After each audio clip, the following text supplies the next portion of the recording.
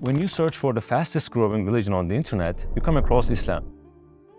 Research that has been made in recent years has interestingly shown that result. We are talking about a community with a population of almost 2 billion, a quarter of the world's population.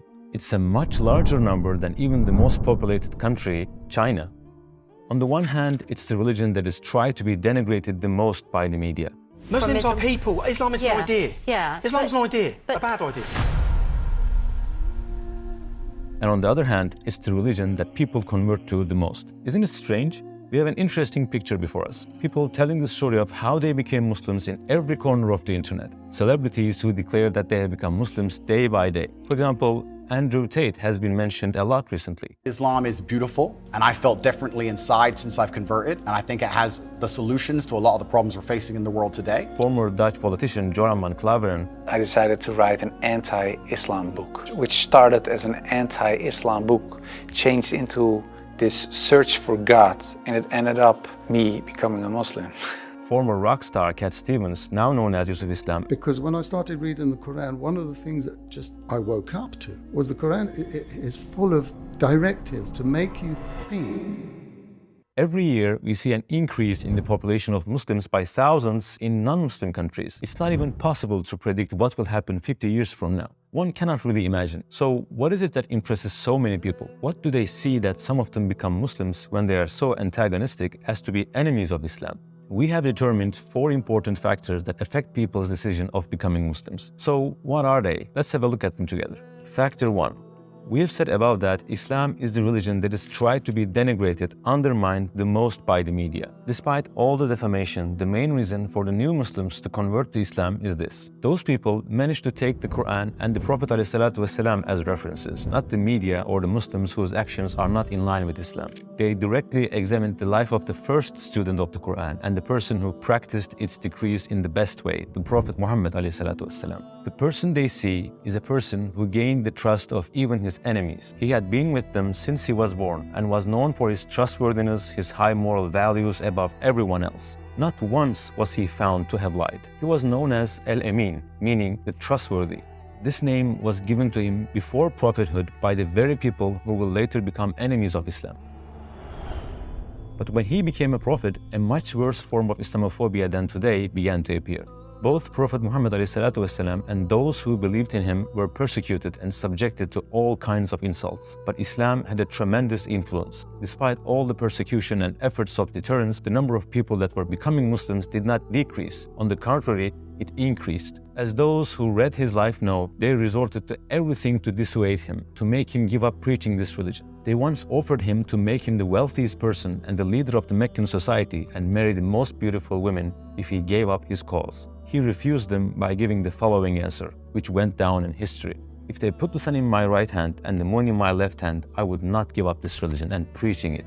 Either Allah will make this religion dominant or I will sacrifice my life for this cause. He did not have any financial gain in this mission. On the contrary, he spent all his assets on his cause and he lived the rest of his life in poverty.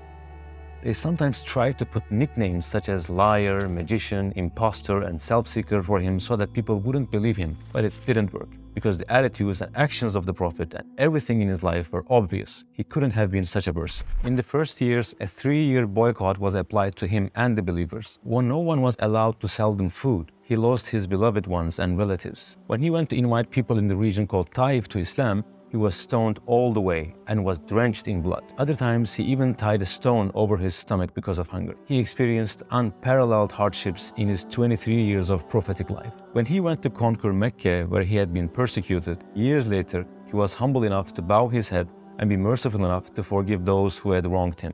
Those who believe in him think like this when they read his life.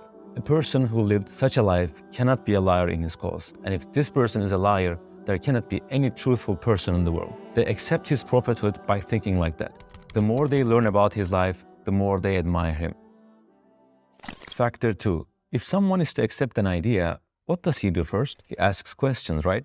If he finds it logical, he accepts the idea. It holds true for religion as well. People want answers to questions about faith, but there are some issues that are incomplete in all religions that cannot be explained and that are not found reasonable. There's a general acceptance like this. Religion is an issue related to the heart. It's not an issue of logic. Believe it and move on. don't question it. But one religion is exceptional, and that is Islam. Yes, no religion other than Islam can give answers this clearly to the questions to be asked. The witness of this is the volumes of books written throughout the 1400 years of Islamic history and answering the questions that have been asked. The Risale-i Nur tafsirs written in the last century are one of the best examples of it, with the determinations based on intellect and heart. While no other religion is based on evidence, Islam is proven with dozens of evidence. Even if you simply type on YouTube or Google, you can easily read some of them. Many verses of the Quran and Hadith always encourage people to use logic and learn knowledge, science. In order to understand that Islam is the most logical religion, it's enough to look at the most fundamental issue in the belief system, the belief in Allah. Islam is the religion with the clearest explanation about the Creator. While no other belief system mentions the characteristics of the Creator in a complete way, in Islam, he is mentioned with his attributes along with his works of creation in the universe. And he is introduced in detail. How can a religion be expected to be true if it cannot give clear information about the Creator, or if it's okay with using a term such as unknown energy? Even if you use that as the only criterion, only a few religions remain. And logical fallacies and logical errors can be seen in the explanations of all of them except Islam. Islam gives us the definition of a deity with infinite power and no weakness. In other words, Islam, unlike other religions, does not make a mistake in belief in Allah. It always makes the most correct definition. Then we say, I wonder if this religion is the religion sent by Allah. In other words, can the entity who introduces himself in the Quran be the creator of the universe? Factor 3. The other important reason is that 1400 years ago, Islam brought definite solutions to the problems that are still not solved today. We'll give 3 basic examples. For example, there are serious problems with unity and brotherhood among people. Even when we look at the last century, we see the issue of racism, which caused the death of millions of people. Those deaths continue even today. The murders, oppressions, and persecutions of many racist groups, such as the Ku Klux Klan, are seen in the historical records. Sometimes those racist acts were made directly by the state, such as the Nazi-era Germany and China. No need to go far. We can look at this picture. It was taken in Brussels in 1958. If you write "human zoo" on the internet, you will see similar photos. They keep African black people in cages and show them to people as if they are animals. Look at these people. Do they look like they are having a lot of fun? Isn't what they do to this kid humiliating enough? It's not just about Brussels. There were human zoos beginning from the 1900s until that time in the countries such as the USA, France, and Germany. But they are developed and civilized countries. They wouldn't do such things, right? Let's see how Islam, which they call backward, looks at the issue. O mankind, indeed, we have created you from male and female and made you peoples and tribes that you may know one another. Indeed, the most noble of you in the sight of Allah is the most righteous of you. Indeed, Allah is knowing and acquainted.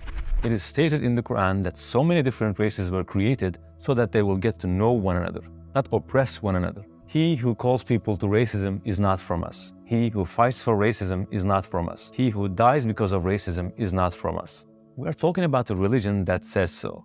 It is a religion that does not favor any race over the other, while the same mistake has been observed all over the world throughout history. Every year, during the pilgrimage season, Hajj season, people from all races, colors, and languages wear the same clothes and worship side by side without any sign of superiority or wealth. Islam shows the vision from 1400 years ago that today's civilization still doesn't have.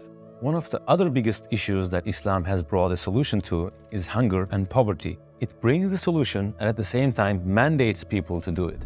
It builds a bridge between rich and the poor and calls it zakat, alms. Islam has introduced a certain limit for being considered rich. A person who has wealth above that limit gives away 1/40, 2.5% of his wealth to the poor, no matter how much wealth he has. On the one hand, the needs of the poor are met, and on the other hand, the bonds of brotherhood are strengthened. The rich cannot look down on or stay away from the poor, and the poor don't envy or hold a grudge against the rich. On the contrary, they get closer, both solving the financial problem and ensuring brotherhood. Moreover, there are many important examples of it in history. During the period of the Anatolian Seljuk state, Seljuk Sultanate of Rum, zakat ships had to be sent to Africa because there were no people poor enough to receive zakat in the entire Anatolia. Yes, to Africa. which has been colonized by the enemies of Islam. In some other countries where Islam was really practiced, the rich had difficulty in finding people to give zakat after a while because the financial gap between them was closed with zakat and charity. The person who received zakat was later coming to the level of giving zakat. Modern culture, on the other hand, cannot bring a good solution to this extent. On the contrary, it creates a huge gap that makes the poor poorer and the rich richer with the interest system. The interest system, the riba system, says to people, you will work and I will earn money from your labor by doing nothing. I will make you go through hardships. While there are countless lives being destroyed by interest for years, Islam solves this problem by prohibiting riba 1400 years ago. We can give more examples like that. It's one of the things that makes Islam different and unique. What other religion is so involved in life? There is no issue Islam doesn't touch. It touches hearts as well as minds. It touches the family as well as the society. In fact, factor 4 is exactly this. It doesn't stay within the walls of the places of worship. It is not just a religion that is lived in the heart. It addresses the whole world and all areas of life. It's another fundamental point that attracts the attention of Muslim converts. We see lessons and recommendations on dozens of different issues in the Quran and the Prophet's own words, that is, in the Hadiths. Besides, they are not simple recommendations that become obsolete, old-fashioned over time. They are all recommendations that preserve their freshness, used and needed for 1400 years. The Prophet ﷺ did not only say them, he also showed examples of them by practicing them. In what fields does he give lessons? Shall we have a look at some examples? Other than the issues of worship, all legal issues with enough details to run a state, learning knowledge, science and reasoning, trade and commerce, economy, state administration and diplomacy, communication with people, hospitality, being a good neighbor, friendship, taking care of relatives, marriage and family affairs, raising children, protecting and taking care of the orphans, helping the poor and needy, taking care of patients and patients' own motivation, sports, all the problems caused by the tongue, leadership and teamwork, cleaning in every detail, spiritual upbringing and maturity, history, and at the same time, the news given about the future that turn out to be true. We can list other areas as well.